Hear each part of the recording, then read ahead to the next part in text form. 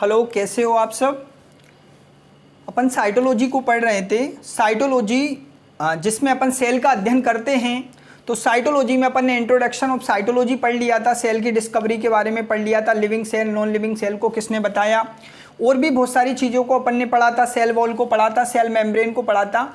आज अपन सेल का सबसे इम्पोर्टेंट भाग पढ़ रहे हैं जिसका क्या नाम है, केंद्रक। क्या है? केंद्रक, जिसको क्या कहते हैं हम, न्यूक्लियस। क्या बोला जाता है?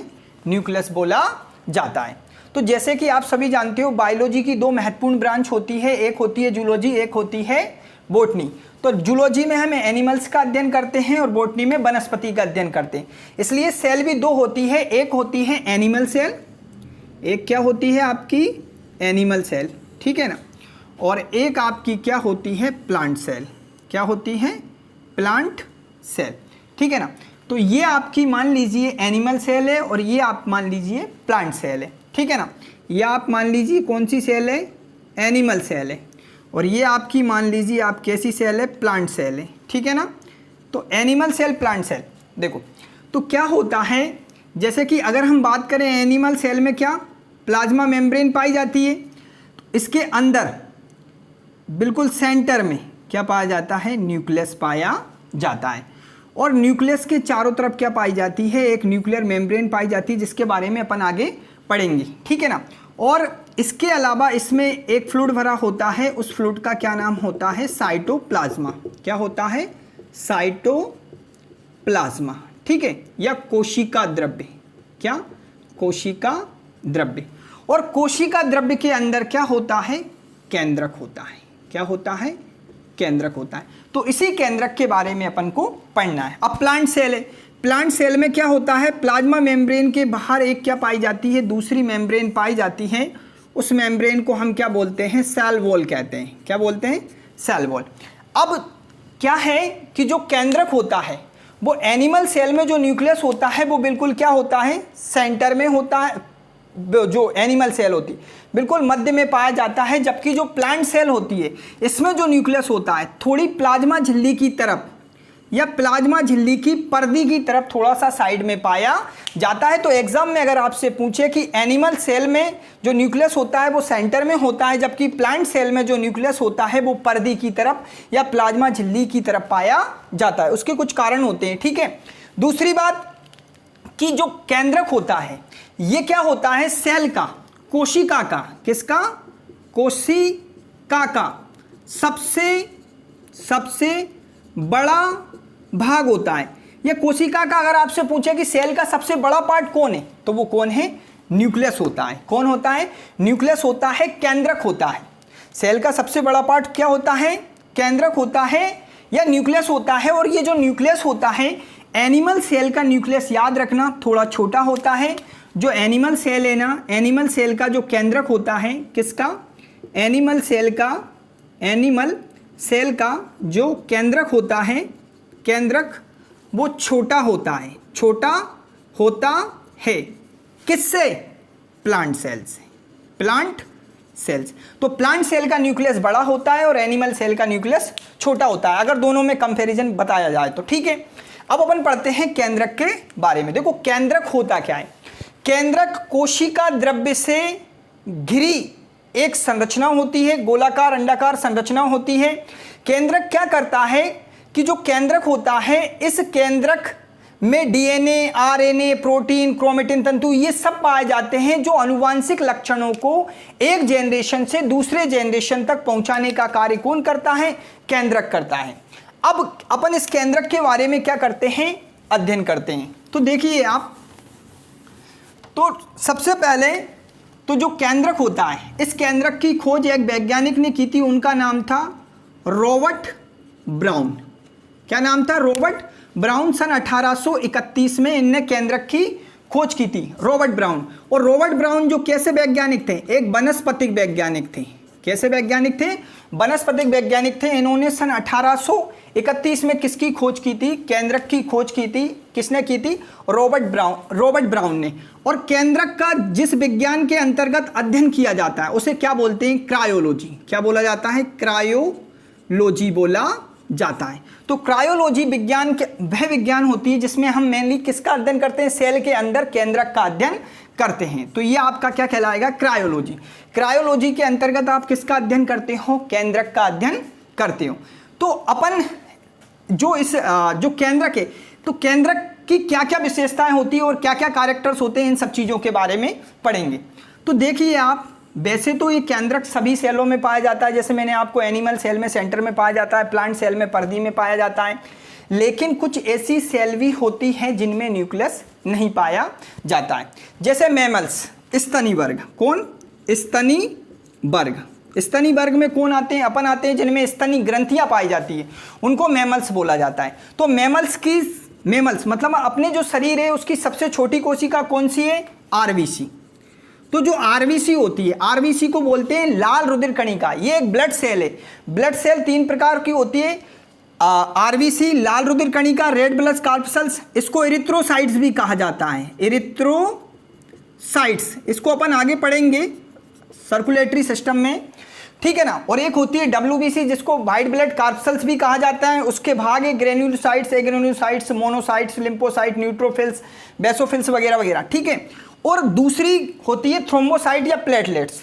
तो आरबीसी जो होती है ना, आरबीसी, स्तनी वर्ग के प्राणियों की आरबीसी में न्यूक्लियस नहीं पाया जाता है।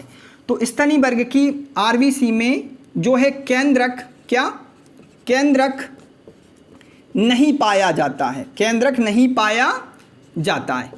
तो आपको ये चीज़ याद रखना है कि मैमल्स की आरबीसी में केंद्रक नहीं पाया जाता है, इसलिए आरबीसी को अकेंद्रकीय कोशिका कहा जाता है। और आरबीसी हमारे शरीर की सबसे छोटी कोशिका होती है, कौन, आरबीसी। और सबसे बड़ी कोशिका हमारे शरीर की लंबी कौन सी होती है, न्यूरॉन्स कोशिका या तंत्रिका कोशिका, ठीक है। दूसरी, ये तो किसकी सेल हो गई, ये तो एनिमल में सबसे, एनिमल में क्या, एनिमल सेल हो गई।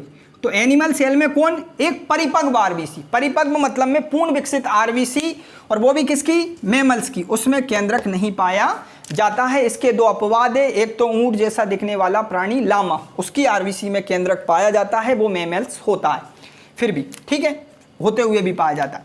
अब बात करते हैं हम प्लांट सेल की। किसकी बात करते हैं, प्लांट सेल की। तो देखिए आप, प्लांट सेल में एक होता है, 2 संवहनीय ऊतक होते हैं। क्या होते हैं, संवहनीय ऊतक, ठीक है ना।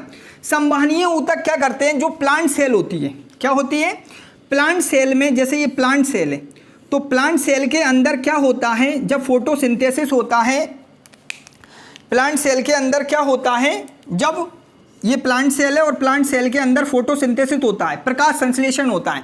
तो प्रकाश संश्लेषण में क्या बनता है, C6H12O6 कार्बोहाइड्रेट बनता है, वसा, प्रोटीन, लिपिड्स, ये सब बनते हैं। इनको हम बोलते हैं कार्बनिक पदार्थ। क्या बोलते हैं, कार्बनिक पदार्थ, ठीक है ना, कार्बनिक पदार्थ। अब ये कार्बनिक पदार्थ किससे मिलकर बनते हैं, फोटोसिंथेसिस की क्रिया में। तो क्या होता है कि जो संवहनीय ऊतक प्लांट में जो प्लांट होते हैं उनमें 2 संवहनीय ऊतक होते हैं। एक होता है आपका फ्लोएम और एक होता है जाइलम। याद रखना, जो फ्लोएम होता है ये प्लांट में कार्बनिक पदार्थों का संवहन करता है। जैसे कि प्लांट जब फोटोसिंथेसिस करता है, प्रकाश संश्लेषण करता है, तो प्रकाश संश्लेषण में जो खाना बनता है उसको प्लांट के प्रत्येक भाग तक पहुंचाने का कार्य कौन करता है, फ्लोएम करता है। कौन करता है, फ्लोएम। तो फ्लोएम किसका संवहन करता है, खाने का, कार्बनिक पदार्थों का। किसका, कार्बनिक पदार्थ का। कार्बनिक पदार्थ जैसे ग्लूकोज वगैरह, कार्बोहाइड्रेट वगैरह, ठीक है। अब जाइलम भी एक संवहनीय ऊतक है, लेकिन जाइलम किसका संवहन करता है, जैसे H2O, खनिज लवण, क्या, खनिज लवण। तो इनका संवहन कौन करता है, जाइलम करता है। और इनको क्या बोला जाता है, अकार्बनिक पदार्थ। क्या बोला जाता है, अकार्बनिक पदार्थ बोला जाता है। तो एग्जाम में ये पूछ लिया जाए कि प्लांट में कार्बनिक पदार्थों का संवहन कौन करता है, फ्लोएम करता है। प्लांट में अकार्बनिक पदार्थों का संवहन कौन करता है, जाइलम करता है। जैसे जल, खनिज पदार्थ जो प्लांट में फोटोसिंथेसिस के लिए ऊपर जाते हैं, उनका संवहन कौन करता है, जाइलम करता है। तो हम अपन बात कर रहे थे केंद्रक। तो इसमें फ्लोएम है, फ्लोएम में एक कोशिका पाई जाती है जिसका नाम है चालनी कोशिका, चालनी ट्यूब, चालनी नलिका, जिसको क्या बोलते हैं, चालनी नलिका, हिंदी में चालनी नलिका, या सीप सेल, सीप सेल, ठीक है ना। तो चालनी नलिका, फ्लोएम के अंदर चालनी नलिका पाई जाती है और उसमें जो सेल पाई जाती है, चालनी नलिका जो सेल होती है, इसके अंदर केंद्रक नहीं पाया जाता है, मतलब में ये बिना केंद्रक की होती है। तो याद रखना, फ्लोएम के अंदर एक चालनी नलिका होती है, चालनी नलिका की जो सेल होती है, सिप सेल कहते हैं उनको, उनमें केंद्रक नहीं पाया जाता है। तो यहाँ कुछ चीज़ें आपकी क्लियर होती है कि एनिमल में आरबीसी, मैमल्स की आरबीसी में केंद्रक नहीं पाया जाता है, और संवहनीय ऊतक प्लांट के अंदर फ्लोएम होता है, उसमें एक चलनी नलिका करके, चलनी नलिका उसका एक भाग है जो संवहन में मदद करता है, ग्लूकोज को ऊपर से लाने या कार्बनिक पदार्थ को लाने का कार्य यही करता है। तो इसमें क्या नहीं पाया जाता है, केंद्रक नहीं पाया जाता है। तो इन चीज़ों का हमें थोड़ा सा क्या रखना है, ध्यान रखना है, ठीक है। तो ये चीज़ें तो अपनी इतनी क्लियर हो गई है।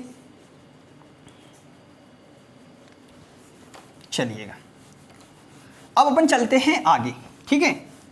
तो देखो आप कि जो केंद्रक होता है, ये केंद्रक होता है, इस केंद्रक का केंद्रक, तो जो केंद्रक होता है, केंद्रक का जो साइज होता है, केंद्रक का साइज या केंद्रक का बढ़ना किस पर डिपेंड करता है, कोशिका द्रव्य पे। याद रखना, जैसे जैसे कोशिका द्रव्य बढ़ता है वैसे वैसे उस सेल के अंदर उसके केंद्रक का आकार बढ़ता जाता है। इसलिए केंद्रक का आकार कोशिका द्रव्य के समानुपाती होता है। केंद्रक का जो आकार होता है वो किसके समानुपाती होता है, कोशिका द्रव्य मतलब में साइटोप्लाज्मा के समानुपाती होता है। ये कोशिका द्रव्य होता है, ठीक है ना।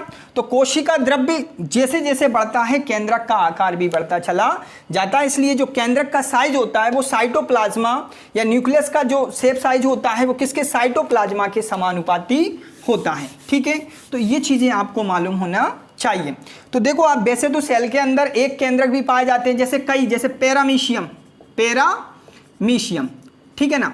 तो पैरामीशियम आप सभी जानते हो, पैरामीशियम ये चप्पल आकार का होता है। कैसा होता है, चप्पल के जैसा होता है। तो पैरामीशियम में दो केंद्रक होते हैं। क्या होते हैं, दो केंद्रक। और ओपेलाइना एक ऐसा जीव है जिसमें दो या दो से अधिक केंद्रक पाए जाते हैं, ओपेलाइना, ठीक है ना। और याद रखना, पैरामीशियम में कौन सा विखंडन होता है, इसमें द्विविखंडन पाया जाता है, ठीक है। तो ये केंद्रक के बारे में पढ़ा अपन ने, इतना केंद्रक के बारे में जाना। अब अपन केंद्रक के बारे में और अंदर चलते हैं। तो देखो केंद्रक के जो भाग होते हैं, केंद्रक के भाग, अब केंद्रक के कितने भाग होते हैं, तो केंद्रक का सबसे पहला वाला भाग होता है वो होती है न्यूक्लियर मेम्ब्रेन या केंद्रकीय झिल्ली, केंद्रकीय झिल्ली। याद रखना, जो केंद्रक होता है इसको कंट्रोलिंग रूम कहते हैं। केंद्रक को क्या बोलते हैं, सेल का, इसको कोशिका का नियंत्रक कक्ष या कंट्रोलिंग रूम भी कहते हैं, ठीक है। क्यों कहते हैं, ये शब्द मैंने लिख दिया, अभी अपन जानेंगे क्यों कहा जाता है कंट्रोलिंग रूम। या इसको सेल का क्या, सेल का ब्रेन क्यों कहा जाता है, ये भी अपन जानेंगे, ठीक है ना। अब देखो केंद्रक के भाग, केंद्रक का पहला भाग है न्यूक्लियर मेम्ब्रेन। क्या, न्यूक्लियर मेम्ब्रेन। तो देखो आप, ये केंद्रक के चारों तरफ एक द्विस्तरीय झिल्ली पाई जाती है। ये एक स्तर नहीं होते, एक स्तर ये और एक स्तर ये, ठीक है ना। तो केंद्रक के चारों तरफ क्या पाई जाती है, एक द्विस्तरीय, ठीक है ना, डबल लेयर एक झिल्ली पाई जाती है जिसे न्यूक्लियर मेम्ब्रेन कहते हैं। ये न्यूक्लियर मेम्ब्रेन किसकी बनी होती है, आपकी लिपोप्रोटीन का मतलब होता है ये लिपिड प्लस प्रोटीन की बनी होती है। किसकी बनी होती है, लिपिड प्लस प्रोटीन की बनी होती है। और ये न्यूक्लियर मेम्ब्रेन जो होती है ये क्या करती है, ये साइटोप्लाज्मा से केंद्रक के अंदर जाने वाले और केंद्रक से साइटोप्लाज्मा के बाहर आने वाले पदार्थों की क्या करता है, नियंत्रण। क्योंकि न्यूक्लियर मेम्ब्रेन में, जो न्यूक्लियर मेम्ब्रेन होती है उसमें बारीक बारीक ये क्या पाए जाते हैं, आप देखो इधर क्या पाए जाते हैं, ये ऐसे छिद्र पाए जाते हैं। इन छिद्र को क्या बोलते हैं, इनको बोलते हैं हम न्यूक्लियर पोर। क्या कहते हैं? न्यूक्लियर पोर या केंद्रक छिद्र कहते हैं, जो कोशिका द्रव्य के पदार्थों को केंद्रक द्रव्य में जाने देता है और केंद्रक द्रव्य के पदार्थों को कोशिका द्रव्य में जाने देता है। तो ये पहला अपना क्या हो गया? केंद्रकीय झिल्ली। ठीक है,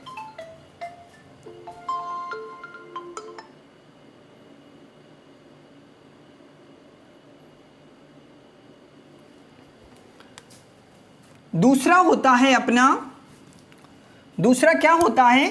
जो दूसरा भाग होता है अपना, वो दूसरा भाग उसका नाम क्या होता है आपका? ये तो न्यूक्लियर मेम्ब्रेन हो गया था आपका। दूसरा भाग होता है आपका केंद्रक द्रव्य। केंद्रक द्रव्य, केंद्रक द्रव्य या न्यूक्लियोप्लाज्म, क्या बोलते हैं इसको? न्यूक्लियोप्लाज्म। ठीक है ना, न्यूक्लियोप्लाज्म, केंद्रक द्रव्य। केंद्रक झिल्ली के अंदर, केंद्रक झिल्ली के अंदर, जैसे ये केंद्रक है, ठीक है ना, इस केंद्रक, ये मेम्ब्रेन है इसकी, इसके अंदर जो द्रव्य पाया जाता है उसे हम क्या बोलते हैं? केंद्रक द्रव्य कहते हैं। क्या कहते हैं इसको? केंद्रक द्रव्य कहते हैं। इस केंद्रक द्रव्य के अंदर क्या पाया जाता है? DNA, RNA, protein, ribosome, chromatin तंतु, मतलब में जितना आनुवांशिक पदार्थ होता है केंद्रक का, जो डीएनए, आरएनए, प्रोटीन, कहने का मतलब ribosome, DNA, RNA, protein, chromatin, गुणसूत्र, ये सभी इस केंद्रक द्रव्य के अंदर पाए जाते हैं और इन्हीं के अंदर, केंद्रक द्रव्य के अंदर ही इसका क्या होता है? संश्लेषण होता है। तो एक चीज आप ये भी याद रखोगे कि जो केंद्रक द्रव्य होता है, क्या आपका जो केंद्रक द्रव्य होता है, केंद्रक द्रव्य होता है, केंद्रक द्रव्य प्लस इसके बाहर क्या होता है? कोशिका द्रव्य। कोशिका द्रव्य, ये दोनों मिलकर क्या बनाते हैं? जीव द्रव्य बनाते हैं। क्या बनाते हैं? जीव द्रव्य, जिसको बोलते हैं प्रोटोप्लाज्मा, जिसकी खोज किसने की थी? पुरकिंजे ने। किसने की थी? पुरकिंजे ने की थी। तो याद रखना, केंद्रक द्रव्य को क्या बोलते हैं? Nucleoplasm, nucleoplasm. ठीक है ना, और कोशिका द्रव्य को क्या बोलते हैं? साइटोप्लाज्म। इन दोनों को जोड़ देते तो क्या बन जाता है? प्रोटोप्लाज्म। और प्रोटोप्लाज्म की खोज किसने की थी? पुरकिंजे ने की थी। किसने की थी? पुरकिंजे ने की थी। तो ये आपको मालूम होना चाहिए, किसने की थी? पुरकिंजे ने की थी। तो ये क्लियर होना चाहिए, अब आपको इसमें दिक्कत नहीं आना चाहिए। ठीक है, इसके अलावा अपन चलते हैं अब क्रोमेटिन। अगला क्या है? क्रोमेटिन। तो देखो आप, केंद्रक के अंदर पतली धागे नुमा संरचना पाई जाती है जिन्हें क्रोमेटिन कहते हैं। ये कोशिका विभाजन की एक अंतर अवस्था आती है, इंटरफेज। क्या? इंटरफेज। इंटरफेज, इंटरफेज अवस्था में क्रोमेटिन दिखाई देते हैं। तो ये क्रोमेटिन क्या करते हैं? ये गुणसूत्रों का निर्माण करते हैं। किसका निर्माण करते हैं? गुणसूत्रों का निर्माण करते हैं। तो क्रोमेटिन एक आनुवांशिक इकाइयाँ होती है जो कि धागेनुमा जालनुमा संरचना होती है, और ये क्रोमेटिन ही इकट्ठा होकर, क्रोमेटिन ही कोशिका विभाजन के समय किसका निर्माण करती है? गुणसूत्रों को बनाती है। ठीक है, तो ये आपका क्या हो गया? क्रोमेटिन। क्या हो गया? ये आपका क्रोमेटिन। ठीक है ना, और कोशिका विभाजन के समय ये गुणसूत्रों का निर्माण करती है। फिर आता है आपका केंद्रिका। क्या आता है? केंद्रिका। तो केंद्रिका न्यूक्लियस के अंदर पाई जाती है, केंद्रिका। और केंद्रिका सबसे इंपॉर्टेंट, फोंटेना एक वैज्ञानिक थे, उन्होंने इसकी खोज की थी। केंद्रिका क्या करती है? याद रखना, आरएनए का स्टोर रूम। स्टोर रूम किसको कहा जाता है? केंद्रिका को कहा जाता है। इसके अलावा प्रोटीन का संश्लेषण भी, राइबोसोम प्रोटीन संश्लेषण भी कौन करती है? केंद्रिका करती है। तो आरएनए का स्टोर रूम कौन है? केंद्रिका है। केंद्रिका कोशिका समसूत्री विभाजन या कोशिका विभाजन में बहुत मदद करती है। कौन? केंद्रिका। तो केंद्रिका का भी अपनी जगह क्या होता है? बहुत इंपॉर्टेंट रोल होता है। तो इस तरीके से हमने पूरी एक न्यूक्लियस की संरचना के बारे में पढ़ा है। तो आप भी इसके बारे में, अपन अब अगला जो नेक्स्ट टॉपिक होगा अपना, उसके बारे में फिर अपन चर्चा करते हैं। तो प्लीज़ आप चैनल को, अगर आपको अच्छा लगे तो इसको क्या कीजिए? सब्सक्राइब कीजिए। ठीक है।